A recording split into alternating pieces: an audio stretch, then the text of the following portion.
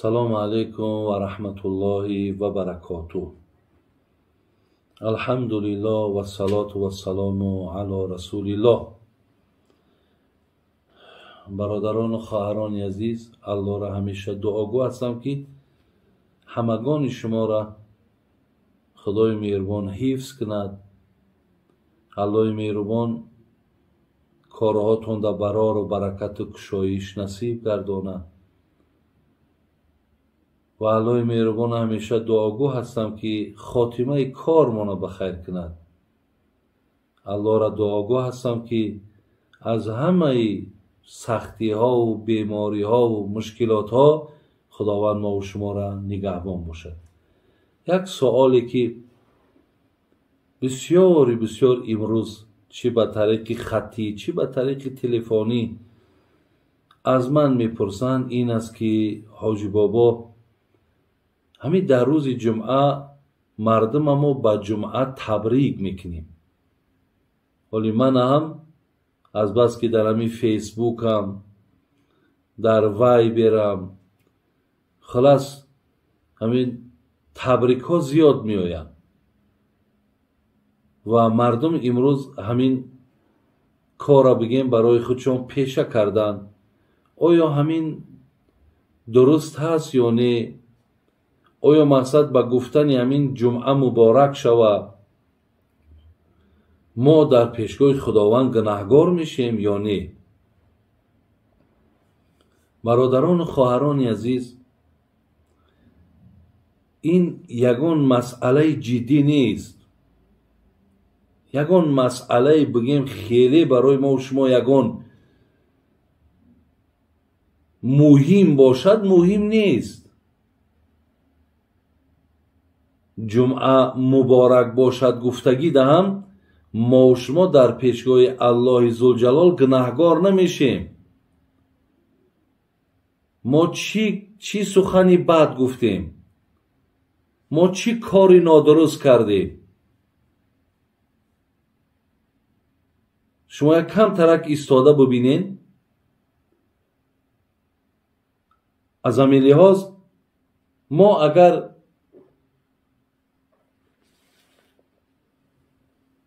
حدیث های داریم که امام مسلم و امام بخاری روایت کردن، میگد من عمل عملا لیس علیه امرنا فهو رد. این یک حدیث. دویم حدیث من احدث فی امرنا هذا ما لیس منه فهو رد. بسیاری از نفرهایی که امروز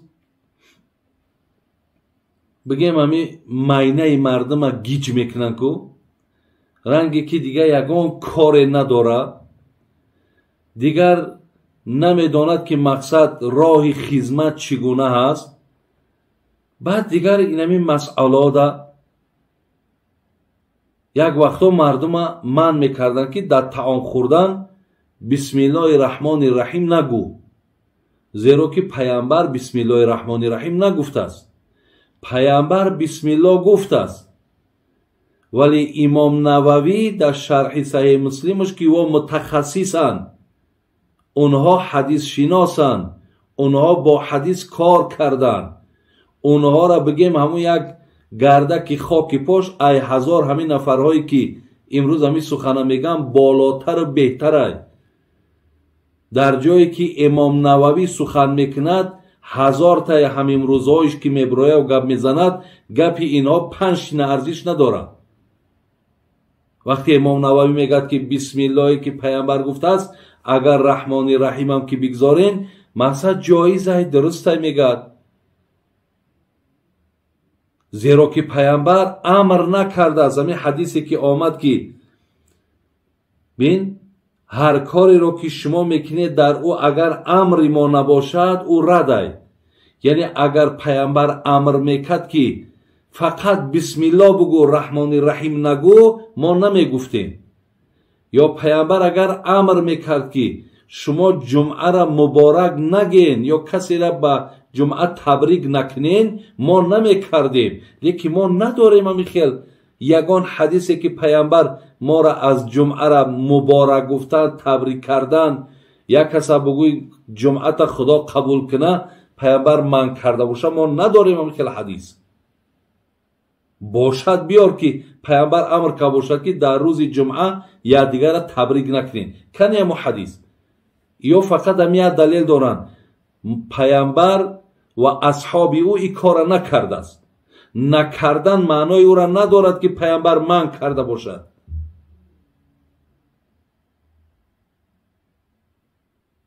برای همین ما سه نوع حدیث داریم. بین حدیث قولی داریم، حدیث فعلی داریم، حدیث تقریری داریم. حدیث های قولیش که پیغمبر با زبانش گفت، قولیش با فعلش انجام داد، تقریریش بعضی کارهایی را که صحابه در پیش میکردن حضرت که خاموش میستاد چیزی نمیگفت، همام علامت ریضا و همام علامت درست بودن همون کار بود.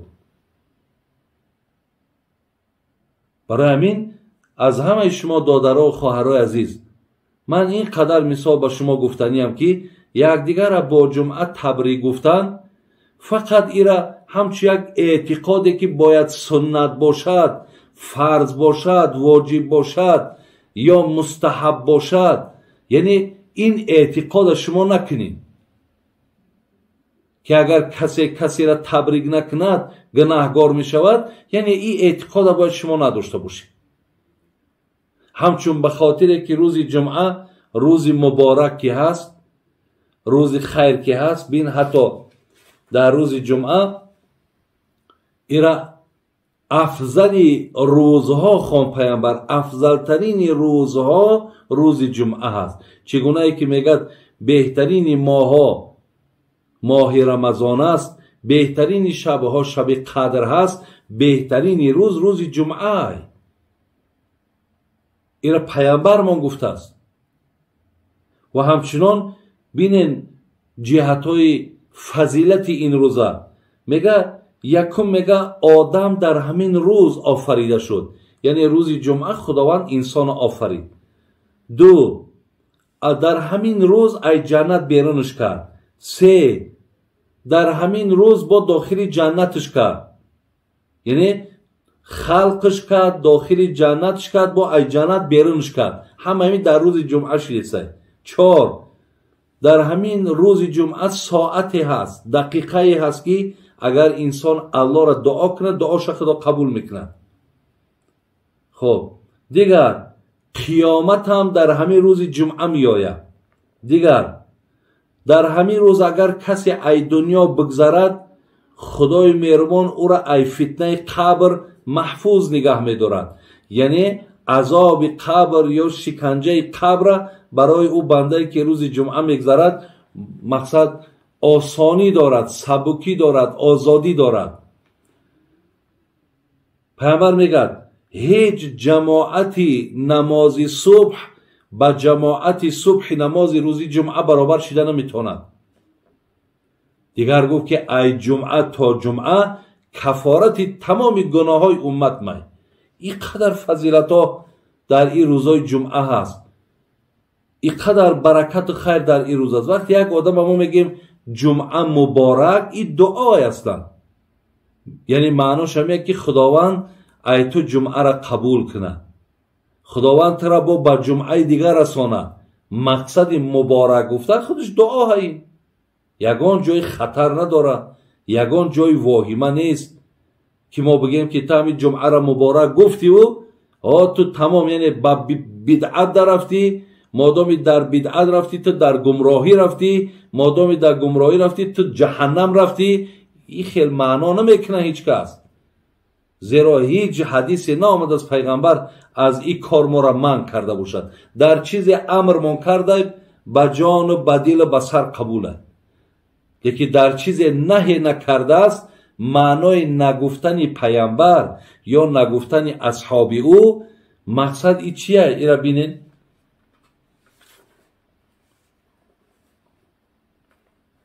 ابن ماجه در حدیث 1098 میارد ان ابن عباس قال ان هذا يوم عيد جعل الله للمسلمين فمن جاء الى الجمعه فليغتسل وان كان طيب فليمس من وعليكم بالسواك. ابن قیم برادر عزیز میگد که این عید روز جمعه عیدی هست که هر هفته تکرار می شود. بینید، یعنی عیدی هست که هر روز حتی امیر پیامبرم روز عید خواند. یعنی از صحابه پیغمبر من دیدم در عید قربان و عید رمضان، یعنی یادگار چی میگفتند؟ تقبل الله منا و منکم، یا تقبل الله منا و منک، خداوند از من و از تو این نماز عید مون قبول کنه. شما بینید که از صحابه پیغمبر در عید قربان و عید رمضان ثابت بوده که دعا میکردن، وقتی سلام میکردن همین تقبل الله منا و منک یا منا و منکم، خدای مهربان از تو و از ما نماز ما قبول کنه. پس وقتی که در عید قربان و عید رمضان که مادامی که یادگار که بگیم دعا میکردن، تبریک میکردن، و این روز جمعه در فضیلت ای عید قربان و عید رمضان دا بالاتره. بینید، برای همین یعنی یگان جای خطرش نیست، یگان جای مشکلاتش نیست که ما یکدیگر به جمعه برادرها و خواهرای عزیز تبریک کنیم. شما تبریک تو نکنین، تبریک شما انشالله مقصد چیه؟ همین روز خداوند برای شما روز خیر بگرداند.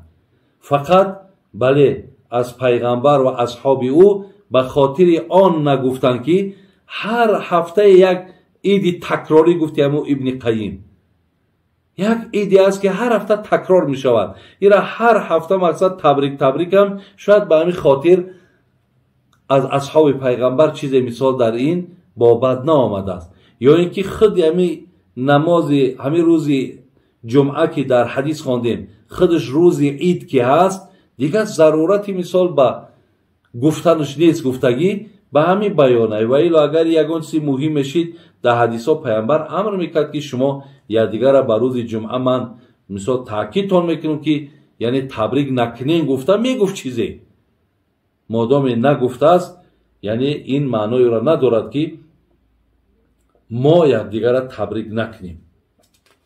در نزد 4 مذهب دیدم.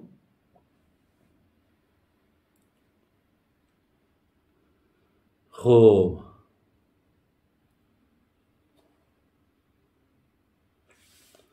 میگه در نزد 4 مذهب حضرت ابو حنیفه، مثال گویم امام شافعی، امام مالک، امام احمد حنبل، هر 4 اینها وقتی سوالشون کردن که آیا جمعه را اگر مقصد مبارک بگوی، تبریک بگوی، آیا همین درسته؟